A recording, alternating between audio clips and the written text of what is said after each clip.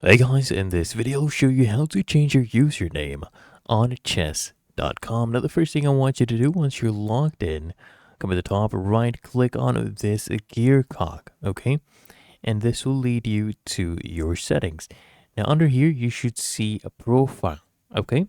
I want you to click on profile and you'll see a lot of profile options including your name right here. But this is not where you can change your name from. I want you to just scroll down. And under here, let's scroll down again.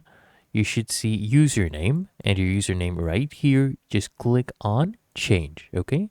And then you just put in your new username and then put in your password and just tap here on change. Just remember that usernames can only be changed once every 90 days.